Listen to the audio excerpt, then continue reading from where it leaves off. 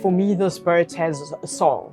You know, every corner of this boat has a memory of someone who did something or gave me something or helped me with something or made a joke while we were busy fixing this. And also because I've done so much of the work with my own two hands, that it doesn't feel just like a boat anymore. It's a home. Like, it's raging storm outside and you're trailing warp behind you to slow yourself down in the big surf, but you're down below here reading a book thinking, oh, I love my boat. It's my stability, it's my safety, it's my comfort, it's my home. And that's really what this boat feels like to me.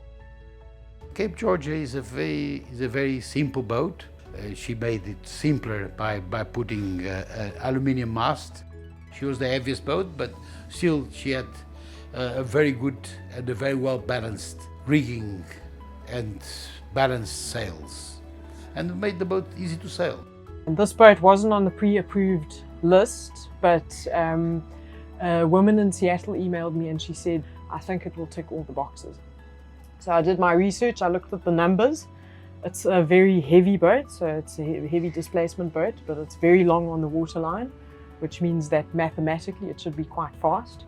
And it's got a very tall mast and a very long boom, so it can carry a lot more sail area to make up for its heavy displacement.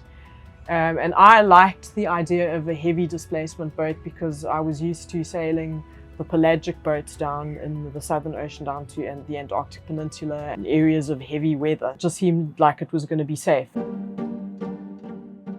I'd come back home to South Africa, I'd bought the boat, and then COVID happened, so I couldn't get into Canada. I lost at least 8 months just trying to find a way to get to the boat. So by the time I did get to the boat, it was winter in Canada. So I was in Newfoundland. I wanted to sail the boat to somewhere, I don't know where, because it was really in the thick of the pandemic. And in the end, I realized the boat had some issues and it was really stormy up in the North Atlantic. So I just sailed over to Prince Edward Island, which was very far away.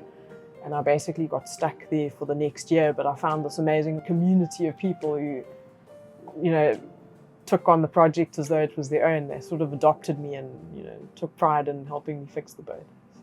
For one person said he'd clear out a heated shed to work through the long, hard Canadian winter, and then his neighbour was a welder machinist who was asked to help with the transport of the boat, and he just loved the project. So he started working from one day to the next 24/7 with me for the next year. It did turn out to be a lot more work because I loved the boat and I just felt it as a winning design of boat. I thought it's worth it at the end of the day. I actually sailed back to South Africa again because of the pandemic. I didn't want to leave the boat alone for fear of not being able to get back to the boat. So I thought, but I have to get home before the race. So I thought, well, then I'll sail the boat home. And that turned out to be a really good decision because Manuel took me under his arm here at the East Quay Boatyard. North Sails stepped up to the challenge to start building the sails.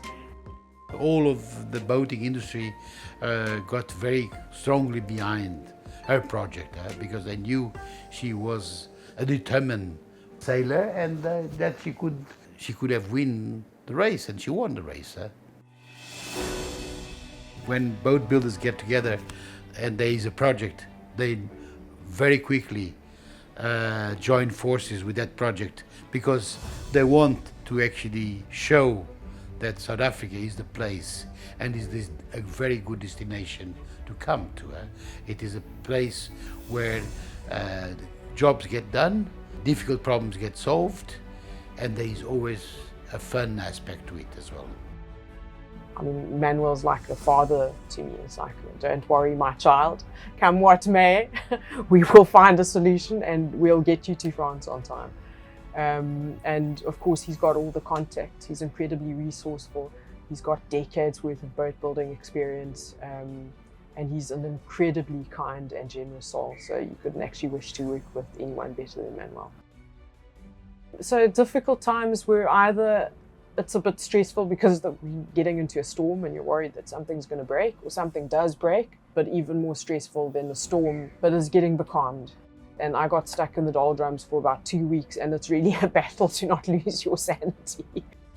What got me through those moments is just thinking of all the people who just out of genuine kindness had helped me to get that far, and knowing that they're probably watching on the tracker and suffering with me and watching, you know, every 4 hours, and oh no, she's still in the same place, oh no, she's drifted backwards.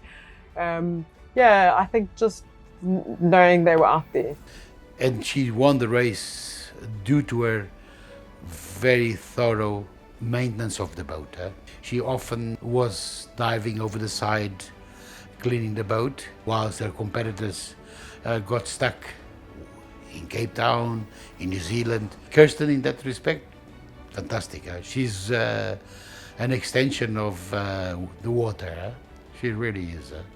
On and off, I kind of talk loosely about selling it, and I guess if the right person came along, we wanted to do something cool with the boat, and I trusted the person would really understand just how much love and sweat and tears and work and money and everything has gone into this boat to make it what it is today, I might consider selling it, but until that person comes along, I'm going to keep on looking after the boat. So, yeah.